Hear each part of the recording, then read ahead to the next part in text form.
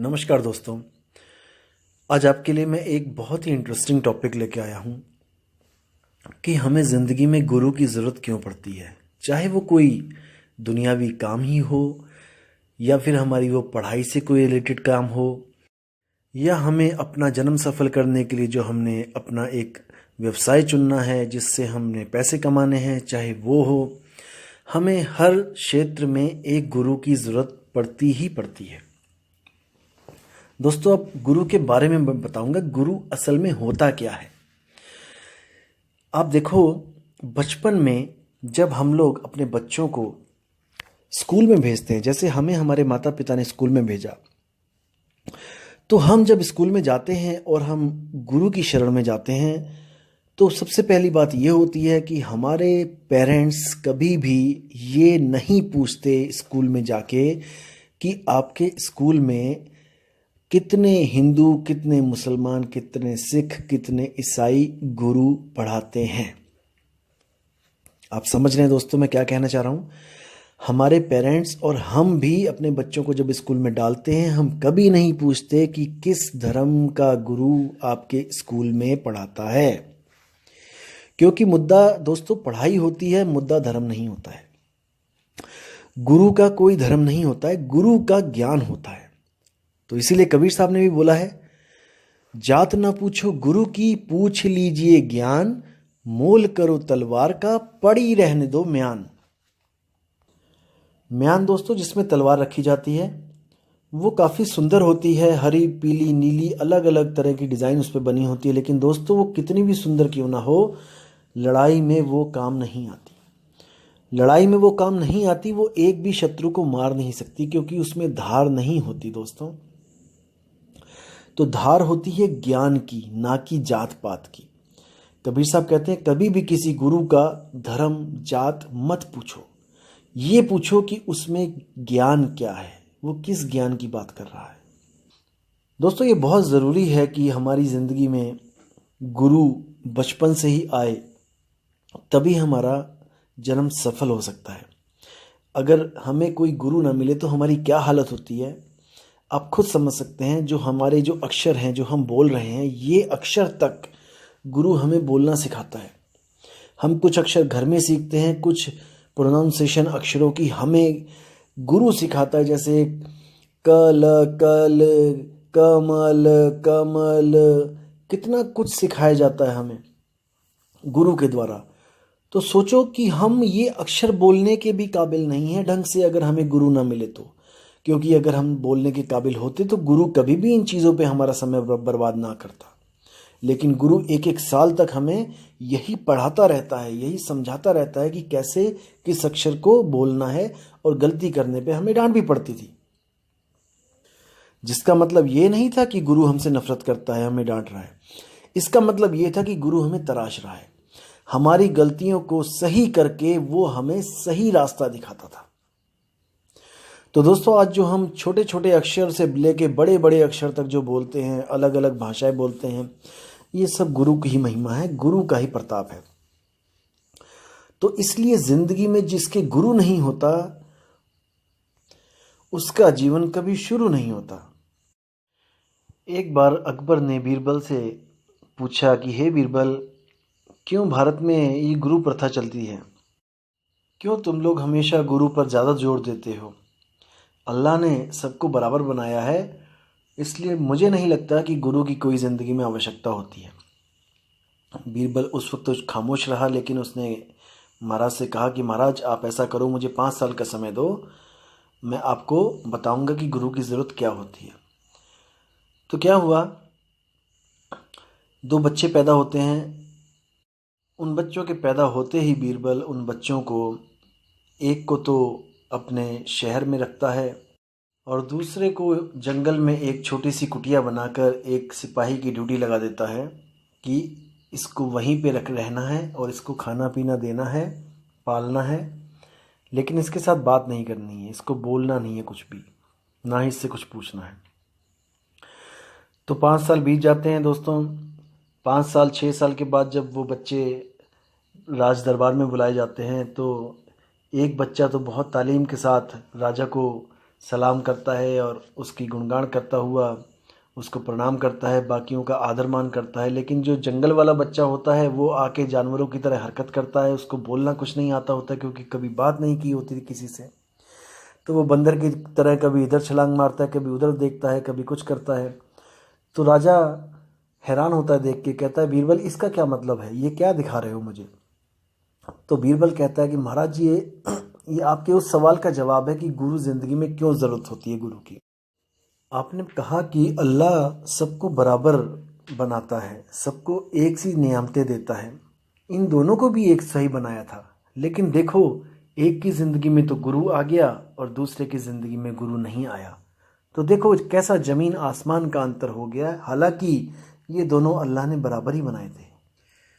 इसलिए दोस्तों गुरु ज़िंदगी में बहुत बहुत ज़रूरी है। कैसे ज़रूरी है?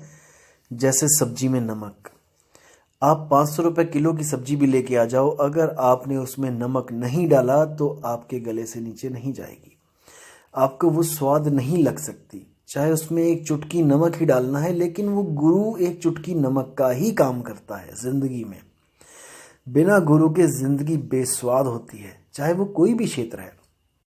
जैसे कि आपने दोस्तों अपने स्कूल में 5वीं करी, 7वीं करी, 8वीं करी, 9वीं करी, 10वीं करी। आप 10वीं करके अगर बाहर आ भी जाते हो तो आप अनपढ़ों में नहीं गिने जाओगे, आप अनपढ़ नहीं कहलाओगे, क्योंकि आप लिख सकते हो, आप पढ़ सकते हो। लेकिन दोस्तों इतना करने के बाद भी अगर आप कहो कि मैं ये ज़िंदगी बिना गुरु के जी लूँगा तो ये बहुत मुश्किल हो जाएगी। कैसे? जैसे आपने 10वीं कर ली और आप सोच रहे हो कि अब मैं कुछ काम करूं। तो दोस्तों कुछ काम करूं मतलब कि कोई आपके अंदर जो हुनर हो आप वही काम करोगे। हुनर कैसे? मतलब कोई टीवी ठीक करता है, कोई कार ठीक करता है, कोई घर बनाता है, जैसे मिस्त्री का काम है, या फिर कोई प्लम्बर का काम करता है। ये सब दोस्तों, ये सब सीखने के लिए आपको किसी ना किसी के पास जाकर काम सीखना ही पड़ेगा। गुरु की ज़रूरत पड़ेगी ही पड़ेगी। अगर आप कहो कि मैं बिना किसी के पास गया मैं प्लम्बर बन जाऊं, मैं मैकेनिक बन जाऊं, मैं कोई टीवी मैकेनिक बन जाऊं, मैं कार मैकेनिक बन जाऊं, तो दोस्तों ऐसा संभव नहीं है। आप सीख सकते हो खुद से, ऐसी बात नहीं है कि नहीं सीख पाओगे। आप भी कोई टीवी खोल लो और उसमें देखते रहो कि क्या क्या चीज़ कहाँ लगी है, कैसे कैसे डायोड लगे हैं, कैसे कैसे उसमें प्लग्स लगे हैं। लेकिन वो प्लग खराब हो जाए तो उसको ठीक कैसे करना है, ये आपको बताने के लिए एक गुरु का होना बहुत ज़रूरी है। आप नकल तो कर सकते हो बिना गुरु के, लेकिन नकल के लिए भी दोस्तों अकल की ज़रूरत होती है। जब आप कहीं फंस जाओगे, जब आप आगे काम नहीं कर पाओगे, कोई काम नहीं बनेगा, तब आपको ज़रूरत पड़ेगी ही पड़ेगी गुरु की। इसी तरह दोस्तों अगर आपने कोई केवल 10वीं करके अगर आप बाहर जाते हो, 8वीं 5वीं करके अगर आप स्कूल से बाहर निकलते हो और आप किसी दुकान पे भी अगर जाते हो छोटा मोटा काम ढूंढने, तब भी आपसे दुकानदार यही पूछेगा, बेटा तुम्हें आता क्या है, किस चीज़ का हुनर है तुम्हारे पास। याद रखो दोस्तों, अगर आपके पास हुनर है तो आपको उस क्षेत्र में कोई ना कोई काम ज़रूर मिल जाएगा और आपको अच्छी आमदनी होगी। लेकिन अगर आपके पास कोई हुनर नहीं है तो याद रखना दोस्तों, आप अगर कहीं पे काम प्राप्त कर भी लेते हो तो आपको झाड़ू पोछे के अलावा, साफ सफाई के अलावा या चाय पानी पकड़ाने के अलावा और कोई काम नहीं दिया जाएगा, क्योंकि आप में कोई हुनर है ही नहीं। तो गुरु की ज़रूरत होती है आपके अंदर हुनर पैदा करने की। अगर आप सुनियार के पास जाओगे तो वहाँ पर भी जो लड़के बैठे हैं वो भी सुनियारी का काम अपने गुरु से सीख के बैठे हैं। आप जाकर वहाँ नहीं बैठ सकते, हालांकि आप 5 तत्व में पूर्ण हो। जैसे उन लड़कों के पास 5 तत्व हैं, आपके पास भी 5 तत्व हैं। उनके पास बुद्धि है, आपके पास भी बुद्धि है। उनके पास मन है, आपके पास भी मन है, सब कुछ है। उनके पास आत्मा है, आपके पास भी आत्मा है। लेकिन फिर भी केवल गुरु ना होने के कारण आप वहाँ नहीं बैठ सकते, हुनर ना होने के कारण आप वहाँ नहीं बैठ सकते। और जो लोग कहते हैं कि गुरु देह होता है, उनसे बड़ा इस दुनिया में मूर्ख कोई नहीं है। गुरु देह नहीं होता, गुरु ज्ञान होता है दोस्तों। गुरु होता है ज्ञान। जैसे बचपन से लेके आप आज तक जितनी भी क्लासें पढ़े हैं दोस्तों, गुरु आपने बनाए हैं। बिना गुरु के आप एक कक्षा भी पार नहीं कर पाए। लेकिन एग्जाम में कोई भी गुरु आपके साथ बैठ के आपकी मदद नहीं करता दोस्तों। एग्जाम में आपने अकेले ही लिखना है, अकेले ही सारे सवालों के जवाब देने हैं। लेकिन फिर भी गुरु आपके साथ होता है, किस रूप में? शब्द रूप में। जो शब्द गुरु ने आपको क्लास में बताए थे और जिन बच्चों ने उसको ध्यान से सुना था, उसका अभ्यास किया था, वो गुरु अपने बच्चों के साथ शब्द रूप में पल पल संग रहता है। इसको समझना है दोस्तों। कोई भी गुरु से आपने ज्ञान लिया, कुछ भी आपने कोई भी हुनर सीखा, वो भी गुरु जो आपको बता रहा है, जो समझा रहा है, वो शब्द आपके दिमाग में जा रहे हैं और गुरु आपके दिमाग में ऑटोमेटिकली शब्द रूप में फिट हो रहा है। भविष्य में आपके जिंदगी में कभी भी कोई परेशानी आएगी, कोई उसी क्षेत्र में कोई ऐसी दिक्कत आ जाएगी जहां पर आपको समझ नहीं आ रहा है अब क्या किया जाए, तब याद रखना दोस्तों, आप क्या याद करने की कोशिश करोगे? आप अपने गुरु के शब्दों को याद करने की कोशिश करोगे कि मेरे गुरु ने इस बारे में क्या बोला था, कि ऐसी दिक्कत आएगी तो क्या करना पड़ेगा। तो गुरु आपके साथ है दोस्तों, आपने बस उसको ध्यान देना है। आप जब ध्यान दोगे तो वो गुरु की एक एक बात आपको सुनाई देने लग जाएगी, उसकी कहीं कहीं एक एक बात आपको याद आने लग जाएगी। इसका मतलब गुरु देह नहीं, गुरु विदेह है, गुरु शब्द है। याद रखना दोस्तों, गुरु शब्द है। जो लोग सोचते हैं कि गुरु एक देह है, उसके पैर दबाने हैं, उसकी सेवा करनी है और सब कुछ गुरु की देह को मान लेते हैं दोस्तों, वो बिल्कुल गलत है। कैसे? आप किसी हुनर वाले गुरु के पास जाओ, जैसे कोई सुनियार गुरु के पास जाओ, आप उसको कहो कि आप मुझे ज्ञान मत दो, आप मुझे बताओ मत कि मुझे क्या करना है। मैं आपके पैर दबाऊंगा, मैं आपको खाना खिलाऊंगा, मैं आपको नहलाऊंगा धुलाऊंगा, मैं आपकी पूरी सेवा करूंगा और वो ज्ञान ऑटोमेटिकली मेरे अंदर आ जाए। ऐसा कदापि नहीं हो सकता दोस्तों, कदापि नहीं हो सकता। लेकिन किसी भी गुरु से आपने कोई ज्ञान प्राप्त करना है दोस्तों, तो उसकी सेवा तो करनी ही पड़ेगी, उसकी सेवा तो करनी ही पड़ेगी। सेवा का मतलब क्या है कि उसके कहने में भी चलना पड़ेगा और अपने मन को निर्मल करने के लिए, एक ध्यान को एकाग्र करने के लिए आपको पूरा कंसंट्रेट भी करना पड़ेगा।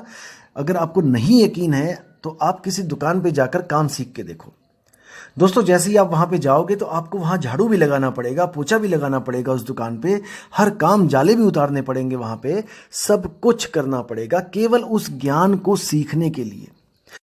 और वो सब इसलिए करना पड़ता है दोस्तों, वो गुरु इसलिए करवाता है ताकि आपके अंदर एक शिष्य की भावना आए कि मैं यहाँ पे कुछ सीखने आया हूँ, कुछ लेने आया हूँ, कुछ देने नहीं आया। आप भले ही घर से क्यों ना चौधरी हो, घर से क्यों ना आप लाखों करोड़ों के मालिक हो, लेकिन अगर आप कहीं पे काम सीखने जाते हो तो आप अगर अपना अहंकार लेके जाओगे तो वो गुरु चाहते हुए भी आपको वो काम नहीं सिखा पाएगा। क्योंकि आप कुछ गलती करोगे, गुरु वहां पे डांटना चाहेगा, लेकिन आप चौधरी बनोगे, आप करोड़पति बनोगे कि नहीं तूने मुझे क्यों डांट दिया, तो गुरु वहां पर अपने ज्ञान को पूरा नहीं दे पाएगा। आप कुछ सीखने की कोशिश नहीं करोगे, वहां पे अगर आप अपनी हैसियत दिखाने की कोशिश करोगे तो गुरु आपको चाहते हुए भी वो पूर्ण ज्ञान नहीं दे पाएगा। और इसीलिए निम्न पद में लाने के लिए, आपके मन को शुद्ध करने के लिए आपसे सेवा करवाई जाती है, आपसे झाड़ू लगवाए जाते हैं, ताकि आपके मन से ये अहंकार निकल जाए कि मेरी कोई हैसियत है। याद रखो दोस्तों, जब तक आपके मन में ये है कि मेरी कोई हैसियत है, जब तक आप कभी भी उस ज्ञान को नहीं समझ पाओगे, क्योंकि ये ज्ञान अपनी हैसियत खत्म करके गुरु की हैसियत तक पहुंचने के लिए बना गया है। याद रखना दोस्तों, अगर आप अपने आप को करोड़पति समझते हो और करोड़पति ही मानते हो तो आप कभी अरबपति नहीं बन सकते। आपको अरबपति बनने के लिए करोड़पति की भावना को खत्म करना ही पड़ेगा। तो दोस्तों, जितना मैंने आपको बताया है इस पे विचार करना पड़ेगा, विवेक लगाना पड़ेगा और सत्य असत्य का निर्णय आपको खुद करना पड़ेगा, क्योंकि आप ही वो दिव्य हंस हो, आप ही वो हंस हो जो नीर और शीर यानी कि दूध और पानी को अलग अलग करके दूध तो पी लेता है और पानी को छोड़ देता है। इसलिए आपने एक हंस बनना है और गुरु को धारण करके अपने आप को निखारना है। कुछ लोग दोस्तों ऐसे भी मिलेंगे आपको जिंदगी में जो आपको कहेंगे कि नहीं, बिना गुरु के भी आत्मा परमात्मा को पाया जा सकता है, बिना गुरु के भी इस दुनिया के किसी भी काम को सीखा जा सकता है। दोस्तों, ऐसा कदापि नहीं हो सकता। आप दुनिया का भी कोई काम अगर अपने मन से भी करने लग जाओ तो दोस्तों आप उतना ही ज्ञान प्राप्त कर सकते हो जितना आपको अनुभव होगा। और याद रखना दोस्तों, अनुभव गलत और सही दोनों होते हैं। अनुभव का मतलब ये नहीं होता कि आपको सही ही अनुभव हुआ है। सही अनुभव हुआ है इसका कैसे पता लगेगा आपको? जब आप किसी ऐसे व्यक्ति के साथ उस अनुभव को मैच करवाएंगे, तब आपको पता लगेगा कि ये मेरा अनुभव सही है या गलत है। तो हमारे जितने भी अनुभव होते हैं, जैसे बड़े बड़े साइंटिस्ट हैं, उन्होंने अपने अनुभव लिखे हैं। याद रखो दोस्तों, अगर 1000 बार उसको अनुभव हुआ है, जैसे आइंस्टाइन ने बल्ब बनाया था, तो उसने बताया कि मैंने 1000 बार कोशिश करी और जिसमें से 1000 अनुभव में से 999 अनुभव मेरे गलत थे। क्योंकि जब उसने आखिरी बार 1000वें अनुभव में जब बल्ब बनाया, तब उसको रोशनी बल्ब से प्राप्त हुई। इसका मतलब कि उसने जो 999 बार जो कोशिशें करी थी, जो अनुभव प्राप्त किया था, वो गलत था। अगर उन 999 तरीकों से अगर आप अनुभव प्राप्त करने की कोशिश करोगे, तो आप भी जीरो तक ही पहुंच पाओगे, क्योंकि उसके वो अनुभव ही गलत थे। तो वो जो 1000 में से एक अनुभव जो सही था, जब आप उसके साथ उसके कहे पे चलोगे, उसके अनुभव को अपना अनुभव बनाकर उस पर प्रैक्टिकल करोगे, तब ही दोस्तों आपको भी ऐसे बल्ब से रोशनी प्राप्त होगी, जिसको हम उसका सफल अनुभव कहते हैं। तो दोस्तों, विचार करना है, विवेक लगाना है, ऐसे ही किसी के पीछे नहीं चले जाना है। मैं फिर से बोलूंगा, दुनिया में हजारों लाखों गुरु हैं, एक पत्थर उठाओगे 2 गुरु निकलेंगे, ऐसी स्थिति हो चुकी है आज। लेकिन दोस्तों याद रखना, गुरु बहुत बहुत बहुत ज्यादा सोच समझ के करना चाहिए, विवेक लगा के करना चाहिए। कभी भी ये नहीं देखना चाहिए कि उस गुरु की संगत कितनी है, वो कितना लाखों में खेलता है, वो हवाई जहाज से आता है, वो हेलीकॉप्टर से उतरता है, उसके पास इतने सेवादार हैं, उसके पास इतनी ज़मीनें हैं, उसके पास इतना बड़ा नाम है, मंत्री संतरी उसके आगे पीछे घूमते हैं। कभी नहीं। ये सब 3 लोग की बातें हैं दोस्तों। हमें जो गुरु चाहिए, हमें इन लोगों से पार उस सत्य स्वरूप शब्द को लखाने वाला गुरु चाहिए, जिसके लिए मदन साहिब कहते हैं, सोई गुरु पूरा कहाए, 2 अक्षर का भेद बताए, एक छुड़ाए एक लखाए, तब प्राणी निज घर को जाए। इन्हीं 2 अक्षरों के बारे में नानक साहब कहते हैं, जेतु पढ़िया पंडित बिन 2 आखर 2 नामा, प्रणवत नानक एक लंगाए, जो कर सच समावा। कबीर साहब भी कहते हैं, कहें कबीर अक्षर 2 भाख, और होगा खसम तो लेगा राख। इन्हीं 2 अक्षरों पे, इन्हीं 2 नामों पे, गुरु के जो 2 अक्षर 2 नाम हैं, इन पे पूरी चर्चा होनी चाहिए, और इनमें से जो सच्चा नाम है उसको पकड़ा देना चाहिए, और जो झूठे नाम है उसको हटा देना चाहिए। तो इसी के साथ मैं अब इस ऑडियो को पूर्ण विराम दूंगा, और आपसे उम्मीद रखता हूं दोस्तों कि आप विवेक और परख करते जाएंगे, करते जाएंगे, करते जाएंगे, और सत्य की तरफ अग्रसर होते जाएंगे। तो अपने भाई को आज्ञा दीजिए, और मैं अगली बार नई ऑडियो लेके आऊँगा, जिसमें आपको बताया जाएगा कि आध्यात्मिक क्षेत्र में कितने प्रकार के गुरु होते हैं और वो क्या क्या ज्ञान आपको देते हैं, हमने उसमें से असली गुरु को कैसे चुनना है। तो दोस्तों, उम्मीद करता हूँ आपको ऑडियो अच्छी लगी होगी। तो मिलेंगे अगली बार नई ऑडियो के साथ। साहिब बंदगी सतना। नमस्कार दोस्तों, आज आपके लिए मैं एक बहुत ही इंटरेस्टिंग टॉपिक लेके आया हूँ।